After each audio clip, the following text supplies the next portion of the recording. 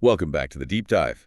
Today, we're grabbing our financial detective hats, I guess you could say, Yeah. and plunging into the fascinating, sometimes really hidden world of advanced financial accounting. Absolutely. We're going to try and uncover the stories behind the numbers, really give you an edge in understanding a company's true financial pulse. Exactly. We'll be pulling back the curtain a bit, showing how these, seemingly complex accounting rules aren't just about spreadsheets. Right. They actually reveal a company's real value, its strategic plays, maybe even potential red flags down the road. Hmm.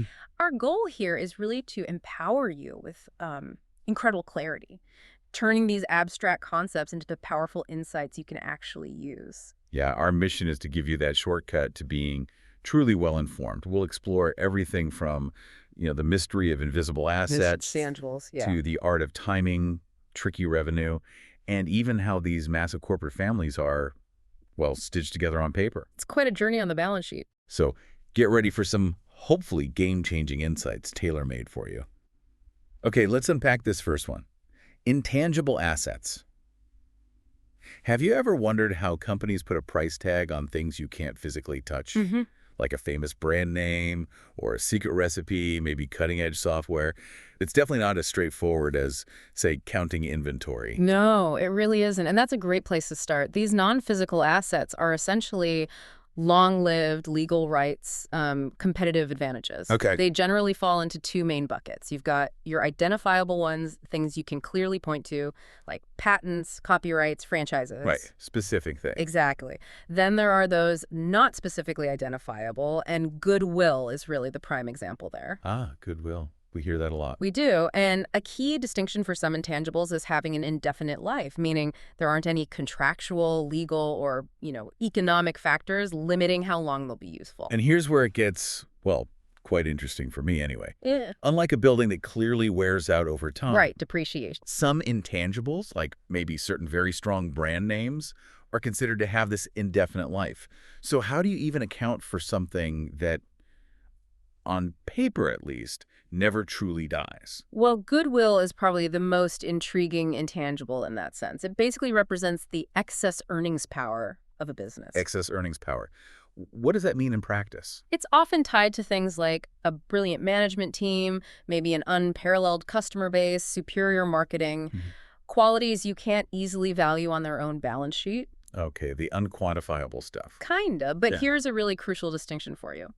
Goodwill that a company builds internally, through its own hard work, not from buying another company that cannot be recorded as an asset. Really? So all that effort doesn't show up there? Not as goodwill, no. It must arise from what's called a business combination, like an acquisition. Okay, hold on. So if a company like, say, Coca-Cola builds its incredibly strong brand from scratch over decades, Mm-hmm. it doesn't get to put Coke brand value on its balance sheet as goodwill. That's right. Not the internally generated value. But if Coke buys another company, say a smaller beverage maker, with its own brand, Okay. and pays more than the fair value of all that company's identifiable assets, its factories, its inventory, its own identifiable brands, Right. that excess amount paid, that premium, can be recorded as goodwill by Coke. Ah, I see. So it's about the purchase price premium. Yeah. What does this all mean for the financial statements that, we look at? It means when you see a significant goodwill figure sitting on a balance sheet, you're almost always looking at the result of past acquisitions. It's the premium paid. Okay. Under the acquisition method for combining financial statements, goodwill is literally defined as the excess of an acquired entity's fair value over the fair value of its net identifiable asset. Can you give an example? Sure. Let's say Company A buys Company B for $100 million. After valuing everything up, Company B's identifiable assets, like its buildings and patents minus its liabilities, net out to $80 million at fair value. Oh. That extra $20 million that Company A paid, that's typically recorded as goodwill on Company A's consolidated balance sheet. It's like buying a house for more than its appraised value because you think it's in a great neighborhood or has unique features. That makes a lot of sense. Okay, so now this goodwill is on the books. How do companies keep track of its value? Do they just decrease it steadily over time, like depreciating a machine? That's a really great question, and it highlights a critical difference. Unlike assets with a finite life, which are depreciated or amortized over their useful life. Right? Indefinite-lived intangible assets, especially goodwill, are not amortized. Not amortized. Okay, so what happens instead? Instead, they are tested for impairment, and this has to happen at least once a year. Impairment testing. Yes. Get it. It basically means assessing if the asset's fair value has fallen below its carrying amount, essentially, what it's recorded at on the balance sheet. It's cost less any previous write-downs. So it's less of a gradual decline and more like a sudden checkup, and maybe a sudden shock if the value is dropped. Precisely. It can be a shock. Companies often first perform what's called a qualitative assessment. They look to see if it's more likely than not. So think over a 50% chance that the asset is impaired.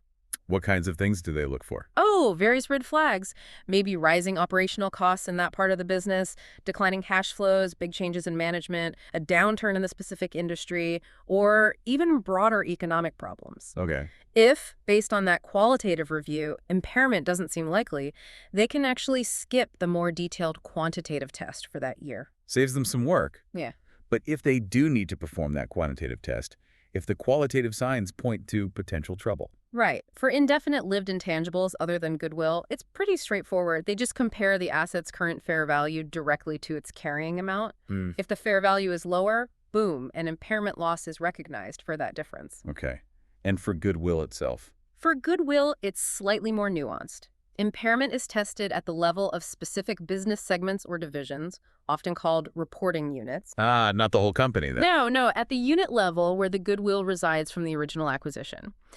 You look at that reporting unit's total carrying amount, including its allocated slice of goodwill, and compare it to the unit's overall fair value.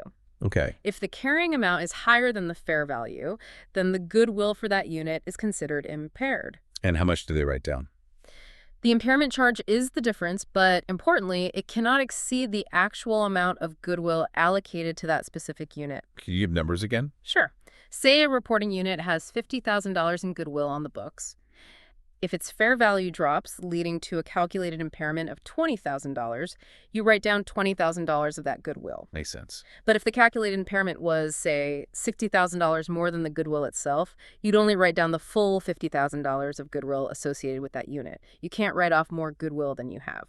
Wow, okay. So a goodwill impairment could be a really significant hit to a company's reported earnings in a given year. Absolutely. It flows right through the income statement.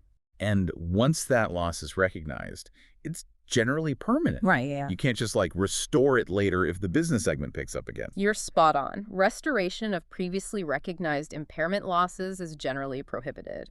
The only real exception is if the asset is specifically classified as held for disposal. Okay. It reflects a conservative principle in accounting recognized losses, but don't anticipate gains quite so easily. Interesting. What's also worth noting quickly is a special provision for private companies.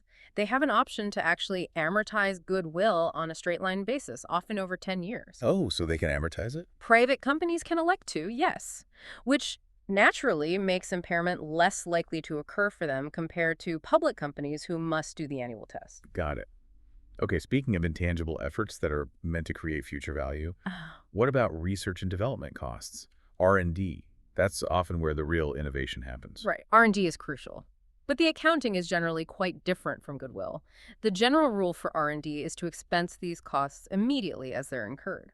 Expense them, not capitalize them as an asset. Why? Primarily because of the inherent uncertainty about whether a specific R&D project will actually yield future economic benefits. Will this research lead to a profitable product? It's often hard to say early on. So things like materials used in the lab, salaries for researchers, fees paid to external consultants for R&D work, all expensed right away. Typically, yes. They hit the income statement in the period they're incurred. However, there are some key exceptions you should know about. Okay, like what? Well, if a company buys a piece of equipment specifically for R&D, but that equipment also has alternative future uses, maybe a lab machine they could later use for quality control or something else not R&D related, then they would capitalize that specific piece of equipment and depreciate it over its useful life. The depreciation expense might be allocated to R&D, but the asset itself goes on the balance sheet. Okay, that makes sense. Any others? Yes, also, R&D that's performed under contract for another party is usually accounted for differently, often like a service contract. And in-process R&D, basically. R&D projects acquired as part of a business combination that is capitalized at its fair value on the acquisition date.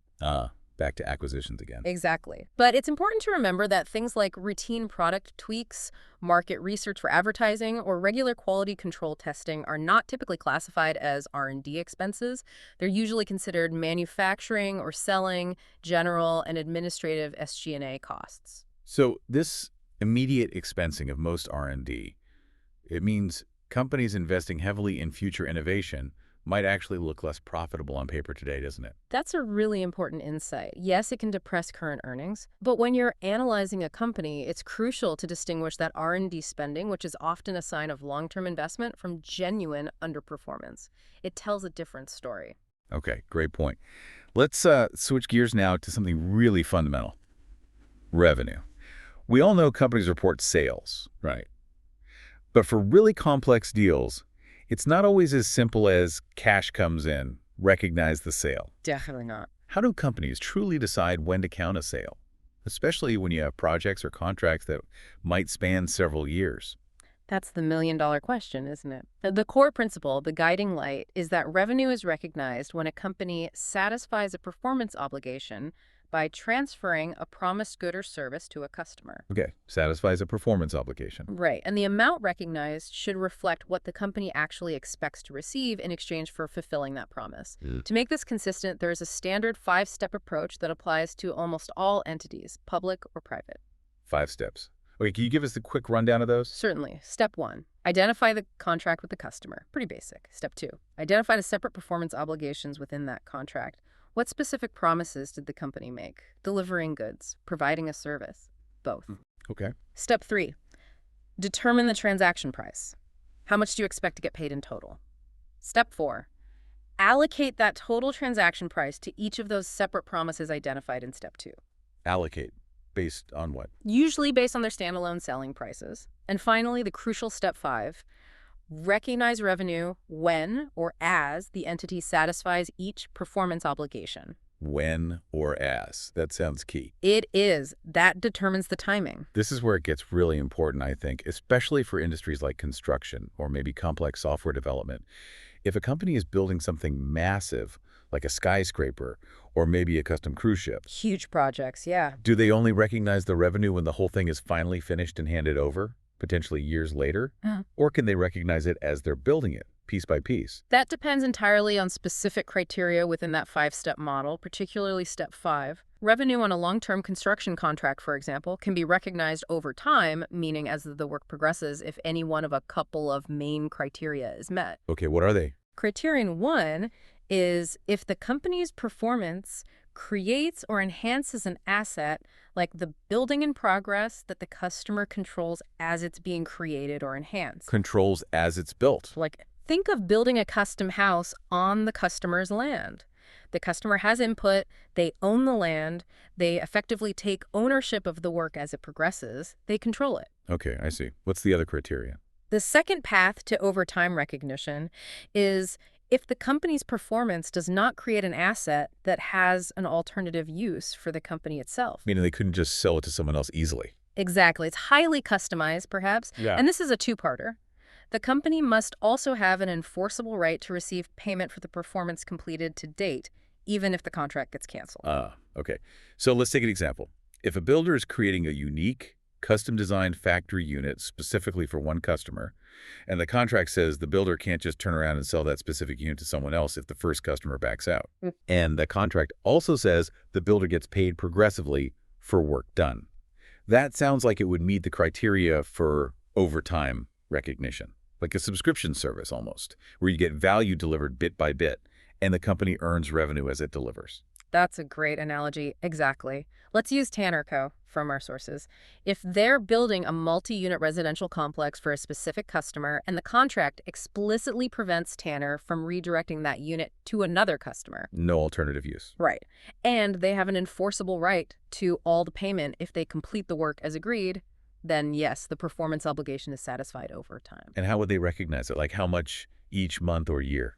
They'd recognize revenue as the work progresses. Often they use what's called an input method, like the cost-to-cost method.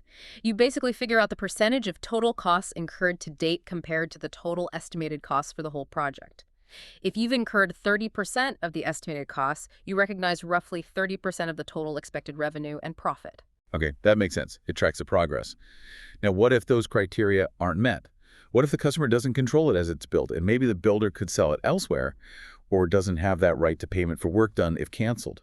Then revenue and the associated gross profit are recognized at a point in time. And when is that point in time? Typically, it's when the contract is fully completed and control of the finished asset has transferred to the customer. Handover day, basically. Okay. Using another Anarco example, if they get a deposit that's refundable, and the main payment is only due upon full completion, and the contract only lets them keep the deposit if the customer defaults, well, that points strongly towards point-in-time recognition. Why? Because the customer doesn't really control the unit as it's built in that scenario, and Tanner doesn't seem to have an enforceable right to payment for partially completed work until the very end. Okay, this distinction is critical, but it raises another important question. What happens if, partway through a long project, the company realizes it's actually going to lose money on the entire contract? Maybe costs have ballooned unexpectedly. Ah, yes. This is absolutely critical for financial prudence. An estimated loss on the total contract must be recognized immediately in the year it's discovered. Immediately, regardless of the revenue recognition method. Yes, regardless of whether you're using overtime or point in time for revenue, if you foresee a total loss on the contract, you book that entire expected loss right away. Wow. So no waiting until the end. No waiting. It's a conservative approach. Recognize losses as soon as they are probable and estimable. So understanding this difference between overtime and point-in-time recognition and the rule about losses, it really helps you see that a company's reported revenue isn't just about cash changing hands. Not at all. It's a careful accounting of when promises are fulfilled, especially in these big long-term projects. And it can mean recognizing revenue or, crucially, losses long before the final payment is ever received. Precisely. It gives you a much better picture of the underlying economic progress, or lack thereof. Okay, let's move on to even bigger transactions now. When one company actually acquires another one. Mergers and acquisitions. How do accountants make sense of combining two separate financial entities into one single consolidated picture? It seems like it would be far more complex than just adding the balance sheets together. Oh, it definitely is. You're absolutely right. It's about presenting the economic reality of a single, unified entity, not just summing up the parts. The fundamental concept underpinning it all is control. Control. Generally, if a parent company acquires more than 50% of the voting stock of another company, the subsidiary, they are deemed to have control and must consolidate the subsidiary's financial statements into their own. So over 50% is the usual trigger. It's the most common trigger, yes. Of course, there are always exceptions, like if the subsidiary is going through bankruptcy or legal reorganization, or maybe faces severe foreign government restrictions that genuinely prevent the parent from actually exercising control, even with the shares. Okay, practical exceptions. Yeah. Now, what happens if a parent company owns, say, 8% of a subsidiary? They control it, they consolidate. But what about the other 20% they don't own? Ah, that's where the non-controlling interest, or NCI, comes in. It used to be called minority interest. Non-controlling interest, okay. This represents the portion of the subsidiary's equity, its net assets, that isn't owned by the parent company. Now, here's the interesting part. Even if the parent only owns 80%, they still consolidate 100% of the subsidiary's assets and liabilities onto their balance sheet. 100%, even the part they don't own. Yes, because they control 100% of the assets and liabilities. But then, to reflect the part they don't own, the NCI is reported separately within the equity section of the consolidated balance sheet. It's presented at fair value, clearly showing the claim that those outside minority shareholders have on the subsidiary's net assets. Okay, so consolidate everything, then show the NCI chunk in equity. Got it. So is it mostly just about owning more than 50% of the voting shares? Or are there other, maybe more subtle, sneakier ways a company might find itself having to consolidate another entity? This is where things get really insightful and often quite complex. We need to talk about the variable interest entity, or VIE model. VIE, variable interest entity. Sounds technical. It can be. A VIE is basically a legal structure. It could be a corporation, an LLC, a partnership, even a trust that has certain characteristics. Either it lacks equity investors who have normal voting rights and share in profits and losses, Or, more commonly, it lacks sufficient financial resources to support its activities without getting additional subordinated financial support from other parties. Basically, it can't stand on its own 2 feet financially. Right, it needs guarantees or something. Exactly. And here's the real kicker, the pass key, as our sources call it. Under U.S. GAAP, when you're deciding whether to consolidate another entity, you first have to evaluate it under this VIE model. First, before the 50% ownership test. Yes.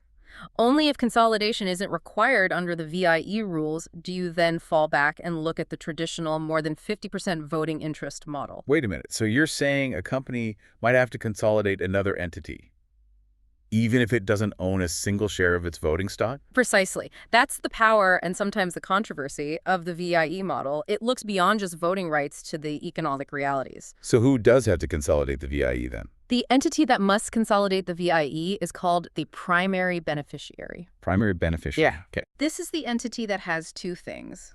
One, the power to direct the activities of the VAE that most significantly impact the VIE's economic performance, and two, the obligation to absorb the expected VIE losses or the right to receive the expected VIE residual returns. Power and economics. Exactly. Power in economics. Let's take that Gertie Inc. and Small Inc. example. They set up a joint venture.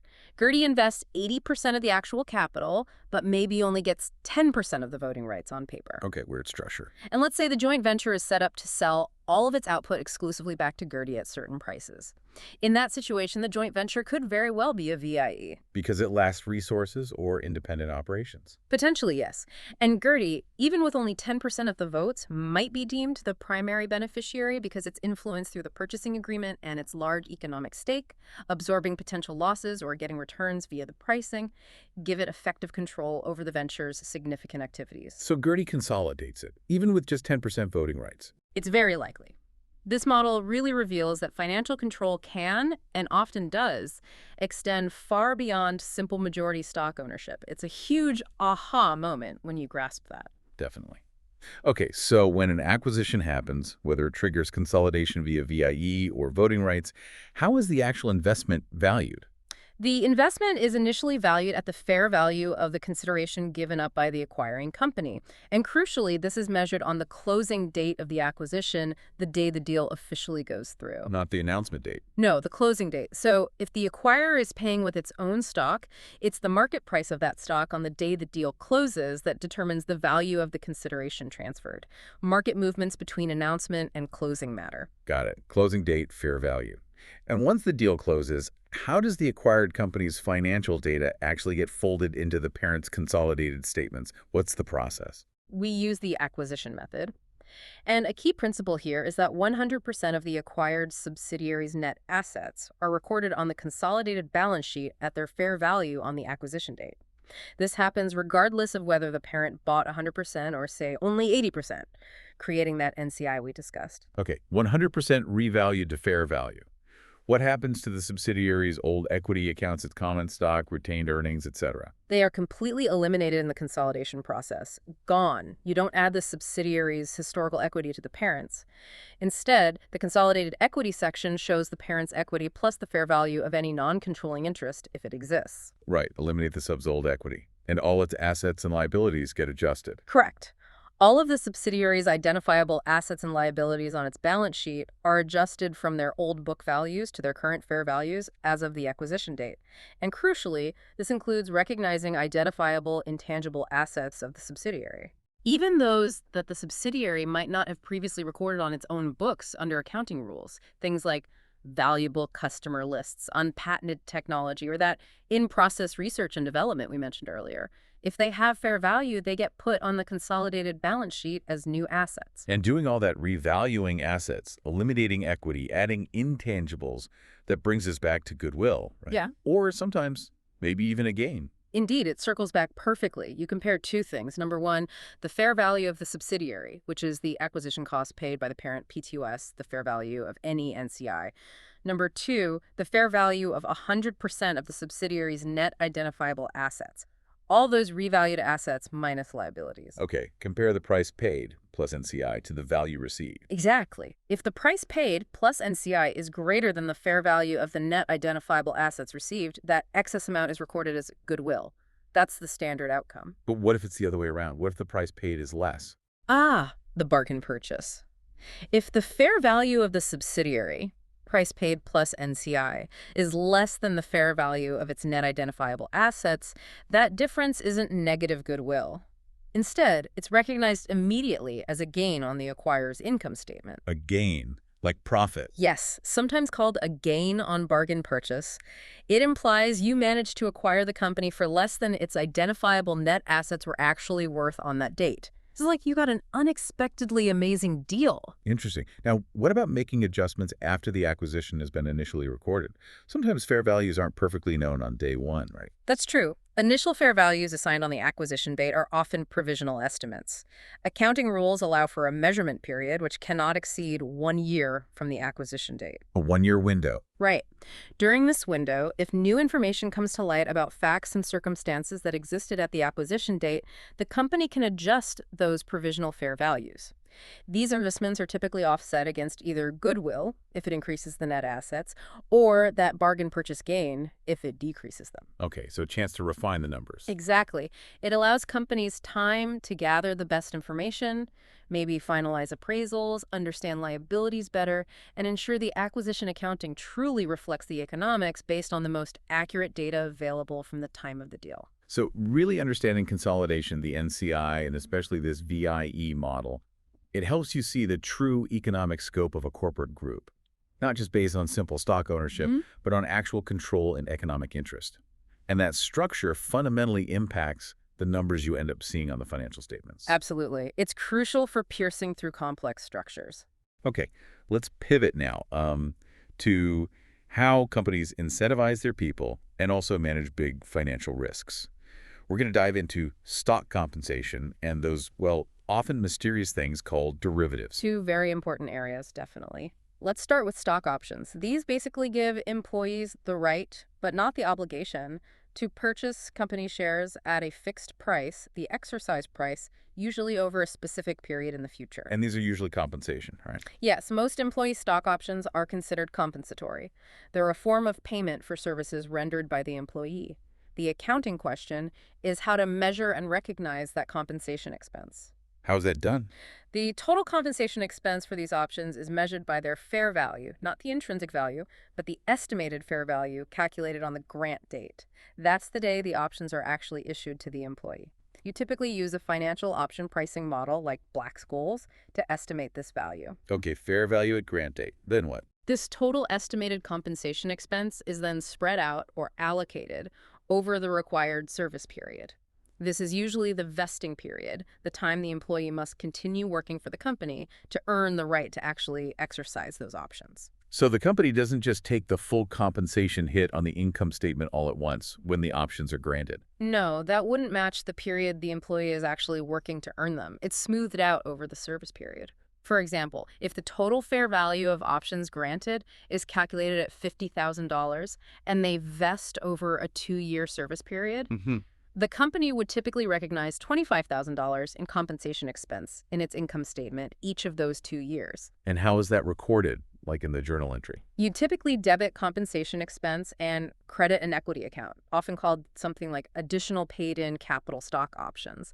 This equity account basically holds the value until the stock is actually issued. Okay, so the expense hits income, builds up in equity. What happens when the employee finally exercises the options? Right. When the options are eventually exercised, cash comes into the company. The employee pays the exercise price. The company then debits the additional paid-in capital stock options account to clear it out for those specific options, and credits common stock and possibly additional paid-in capital common stock for the total value. Got it. That covers granting and exercising.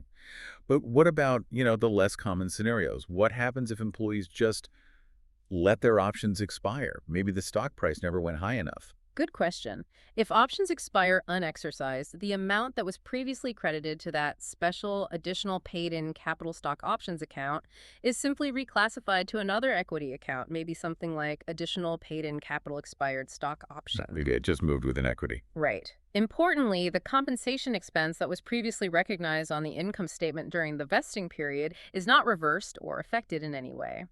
That cost reflected the service received, even if the option wasn't ultimately valuable to the employee. Okay, so stock options are one major way companies provide incentives. Are there other, perhaps even trickier, forms of stock-based compensation that companies use? What about things called stock appreciation rights or SARs? Are they similar? SARs, or stock appreciation rights, are definitely distinct, though related. They entitle an employee to receive an amount equal to the increase in the company's stock price over a predetermined value again, typically the market price on the grant date. An increase, so they get the upside. Exactly. But the key difference from traditional stock options is that the employee usually doesn't have to make a cash payment, the exercise price, to benefit. They often receive the cash difference directly from the company, or sometimes they might receive shares worth that appreciated amount. Ah, cash payout potentially. How does the accounting differ? Because SARs often result in a cash payout, they are typically accounted for as a liability, not equity. The company records compensation expense over the service period, just like options, but credits a liability account. A liability, okay. And here's what's particularly notable and different from options. Because it's a liability based on the stock price, this compensation expense and the related liability must be adjusted annually mark to market, essentially to reflect changes in the stock's fair value up until the settlement date. Whoa, so the expense isn't fixed at the grant date like with options. Correct. With SARs accounted for as liabilities, the company's current period earnings are directly impacted by stock market fluctuations after the grant date. If the stock price goes way up, the compensation expense for that period also goes up. It introduces more volatility into earnings compared to typical stock option accounting. That's a really important distinction. Okay, let's turn now to derivatives. These can sound, frankly, a bit intimidating or scary to some people. They have that reputation sometimes, yeah. But they're incredibly common tools for managing risk in big businesses, right? So what exactly is a derivative, fundamentally? At its core, a derivative instrument is basically a financial contract whose value is linked to or derives from some other underlying price, rate, index, or other variable. An underlying, like what? Oh, it could be almost anything. Common underlyings include interest rates, like LIBOR or SOR, commodity prices, oil, gold, wheat, stock prices or stock indices, like the S&P 500, foreign exchange rates, you name it. Okay, its value is tied to something else. What else defines it?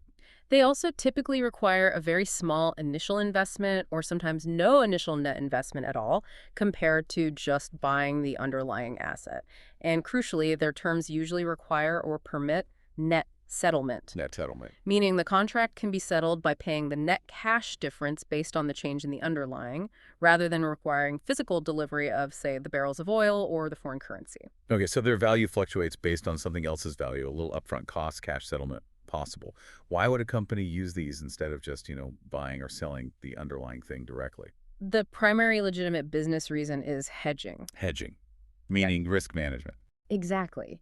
Using a derivative contract to offset potential anticipated losses or maybe to reduce volatility in reported earnings or future cash flows that arise from fluctuations in those underlyings. What are some common types?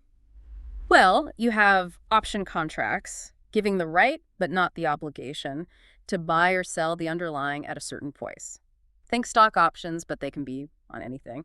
Then futures contracts. These are obligations to buy or sell a specific quantity of something at a set price on a future date, usually traded on an exchange. Okay, options are rights, futures are obligations. Right. Forward contracts are similar to futures obligations to transact later, but they're typically privately negotiated between two parties, not exchange traded. And swap contracts are also private agreements, very common, where parties agree to exchange future cash flow streams. The classic example is an interest rate swap, maybe exchanging fixed rate interest payments for floating rate ones. Okay, lots of different tools.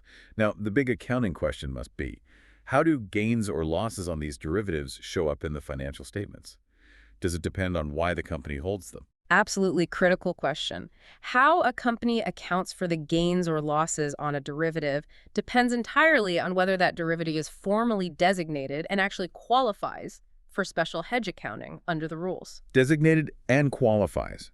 What if it's not designated as a hedge?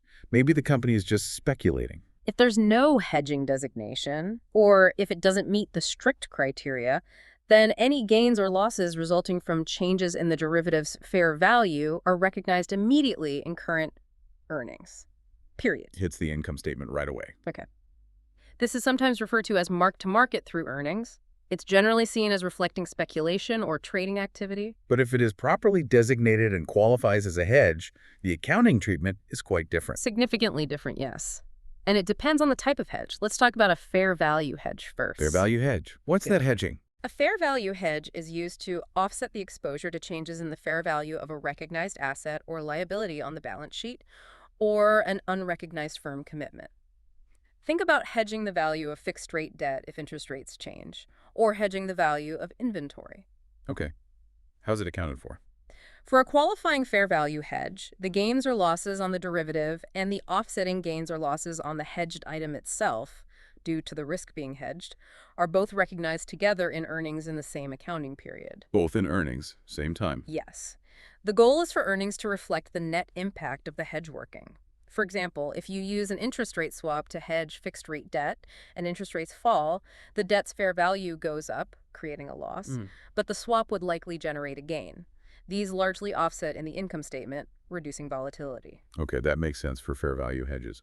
What about the other main type? You mentioned cash flow hedges. Right, a cash flow hedge. This type addresses the exposure to variability in expected future cash flows associated with a recognized asset or liability, like variable rate debt, or a forecasted transaction, like a planned purchase in foreign currency.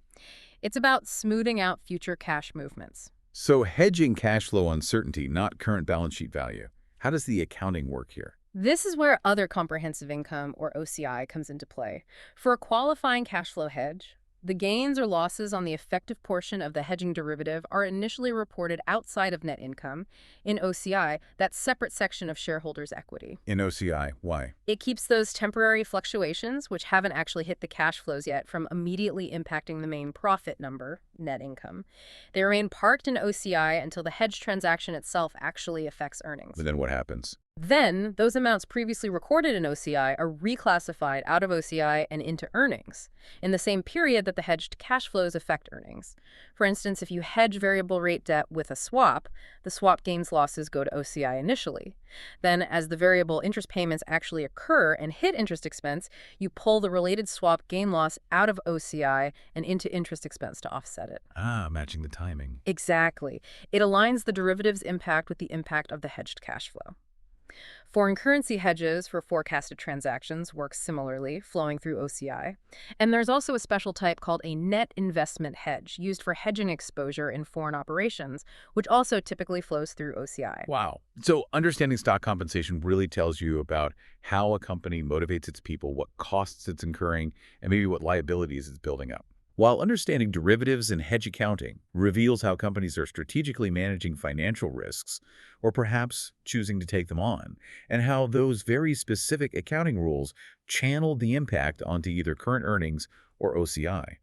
It's definitely a whole different level of financial storytelling, way beyond just the top-line revenue and profit numbers. It truly is. These advanced topics open up a much richer understanding. Well, phew. What a deep dive we've taken today through some pretty complex but hopefully clearer layers of advanced financial accounting. We covered a lot of ground. Yeah, we went from those invisible assets like goodwill and the whole issue of impairment to the really intricate timing of revenue on huge long-term projects. 5 steps, yeah. Then the true mechanics of corporate consolidation, including those sneaky variable interest entities. VIEs, definitely a key takeaway. And finally, how companies incentivize employees with things like stock comp and manage massive financial risks using derivatives. Our real aim here was to try and clarify these often dense topics, right? Giving you practical insights, memorable details, hopefully, that shed light on how companies truly operate and how they report their financial health. Yeah. The goal is that you now have a deeper understanding of what's really going on behind those numbers you see in the reports. Absolutely. And now that you've got these insights, maybe think about what stands out to you from this deep dive.